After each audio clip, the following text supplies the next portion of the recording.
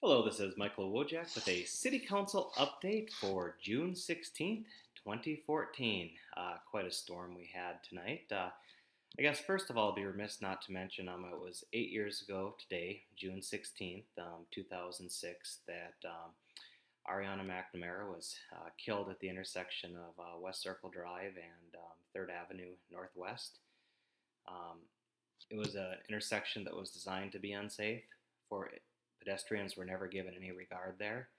And what saddens me to no end, the city doesn't have control over that intersection. It's a county intersection. Where we are 8 years later is that the county has deemed improvements at that intersection to not be a priority, and they're not being studied. And the county still has not adopted a complete streets policy ensuring that pedestrians and cyclists get their due. Um, I'm not happy with this.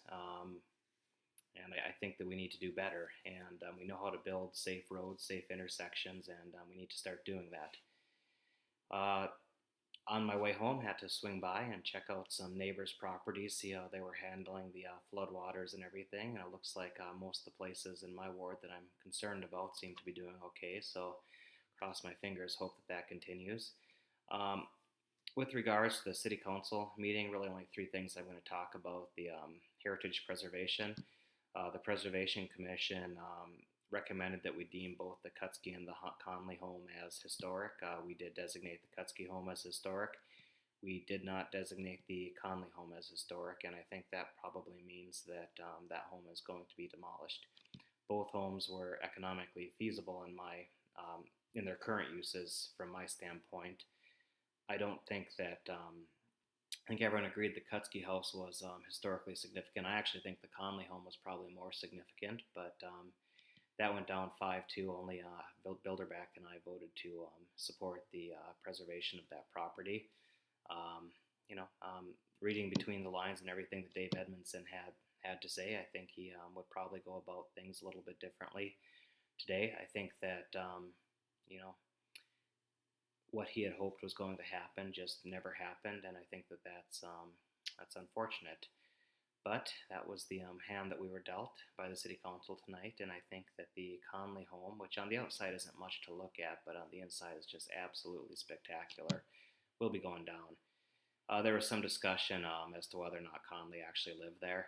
I mean, it was very, very tortured by the developer to try and convince us that the Conleys were never there. There was just a boatload of evidence that clearly pointed to the fact that it was the Conley home. But even, and I don't think that was so much. Well, Bruce and a couple other people questioned whether or not Conley lived there, but I think most of us it was pretty clear that that was in fact Conley's home. And but even with that in mind, some people still voted to demolish it, and it's just a spectacular piece of interior architecture that's going to be sad for the community to lose. So very sorry about that. Where we struggled on the Chardonnay was everyone kind of agreed it was a historic building, but it wasn't economically feasible. And history has kind of shown us correct in that nobody's been able to make a case without significant public subsidy to make that work. These homes, that feasibility was just never an issue. They're feasible as they are today, and they could be so much more. So I'm saddened by that a little bit. Also brought up the ongoing saga with Lamont and Shops on Second, and basically, about 7 o'clock, I think we finally got a letter that where he's indicating that he's going to fix what he has to do. And it was kind of funny that we know that all of the lick and stick cheap stone that they put up wasn't installed correctly, and we basically got a letter from Chris Lamont saying, "Oh yeah, we're going to patch up the stuff that needs to be patched up." No, actually, you're going to pull every damn square inch of that stuff off. Make sure the subsurfaces are done correctly. Make sure whatever stone you put up is done correctly, and you'll do so with a building permit, unlike the crap that you've currently been doing. I'm very fortunate that after the last meeting, we did force them to put up fencing because you know what? Another big chunk of that stuff fell off. Totally unacceptable. I've also checked with planning, and there's a number of things they have to do to come into compliance. I sent the fairly lengthy memo to the council on the things that I feel that need to be addressed and bringing that project back to where it needs to be. And not particularly patient. I asked staff that if they haven't made progress and they're not getting this stuff fixed at the next meeting, July 7th, let the council know. They don't have a certificate of occupancy. We can go up there with the sheriff's office or police department and we'll just empty out their building. I suspect they'll actually get serious at that point. Maybe they'll do it on their own, but patience is nothing that we owe these people anymore. Also have a couple of other properties that we're looking at in Kutsky Park that appear to also not be in compliance with their site plans. So staff is working on those ones as well. And these ones at least are not public safety hazards, but they're certainly not what the site plans indicated the public would be getting. So staff is working on those couple other properties as well. Lastly, it was the roundabout versus the traffic signal decision. And no good amount of science goes unpunished. I had to, pull out the Neil deGrasse Tyson comment about, the great thing about science is it doesn't really matter what your opinions are. The facts aren't changing. And, oh my God, you could see from the start the whole thing was a pig surfeit. There was some discussions that decisions were made long before they got to that point, and there was going to be a signalized intersection no matter what. And it was kind of funny. There were some pretty smart people that were using real tortured logic, picking and choosing pieces of data. Here's the bottom line is that the roundabout is a far, far superior design than the signalized intersection. Everyone can come up with these very good sounding hypothetical what ifs. Here's the fact. Roundabouts are substantially safer for cars, for transit users, for pedestrians.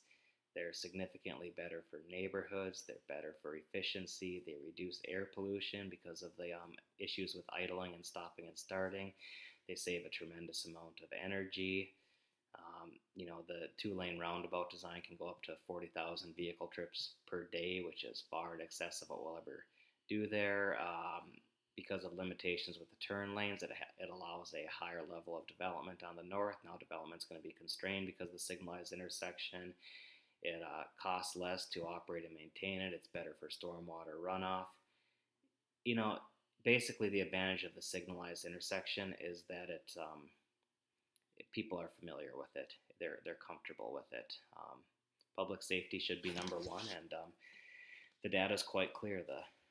No ifs, ands, or buts about it. The traffic circle is far and away better for safety.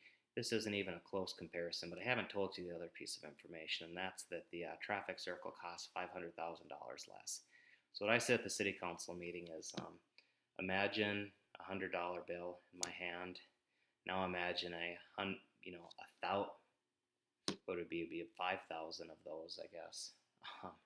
And now just strike a match, light them up, watch them burn, because we just threw away $500,000 of taxpayer money selecting an inferior design because it was popular with the locals. I know that there are people who everyone wants to be perceived as, I believe in data, I'll make decisions based on the best data. Here we have the traffic engineer from the county, the traffic engineer from the city, our consultants, as well as an overwhelming amount of national data that clearly said this was the right decision. And it went down, and it went down 6-1. So, people always are sometimes skeptical when I make the claim that I voted against more unnecessary taxpayer spending than anyone else since I've been on the council, but this is the perfect example of just government waste that is inexcusable. And what can I say? I'm disappointed by it, but it is what it is. So, So I hope everybody's basements are staying dry. Looks like my sump's doing its job, so that's good. And catch you next time. Bye.